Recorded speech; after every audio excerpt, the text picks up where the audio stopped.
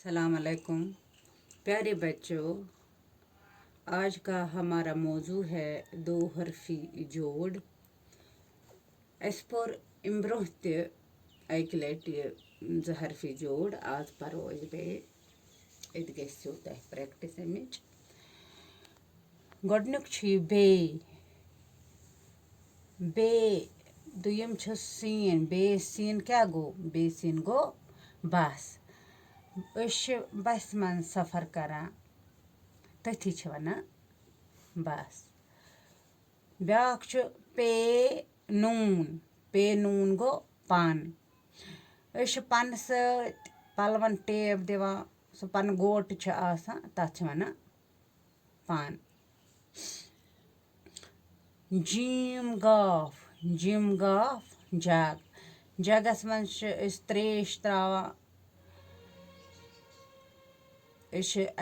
वॉशरूमन मज जग आसान तम सत वजू करान अथी वनान जग। चेलाम चल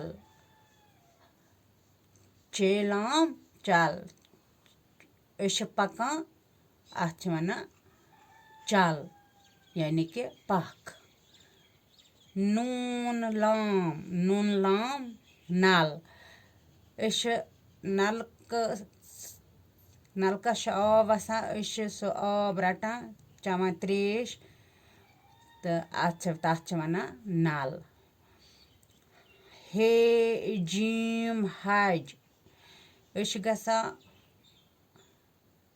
हजस खाना काबा तत मक्का हज करने खतर गसान तो तथ वनान हज। फे नून फन गो कह असल काम करें वन जन क्रिकेट गिंदान कह तस बॉलिंग असल तगान या बैटिंग असल तगान सो गो फन यानी कि हुनर। रेसीन रस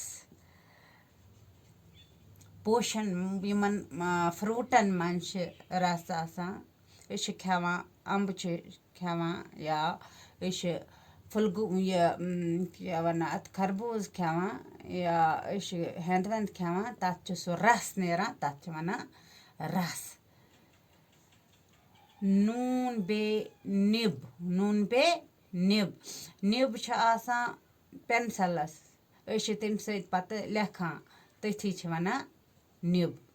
शीन रे शर कह गर कह परेशानी पेवान कह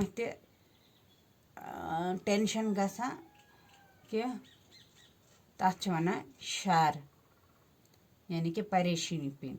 लब गई होंठ वुठ। सौद फे सफ गो मतलब सन बई मर्द गसान मस्जिद मज नमाज पढ़ने खतर या गर परान जुंडस मज नमाज सफन मज नमाज तथ वनान सफ।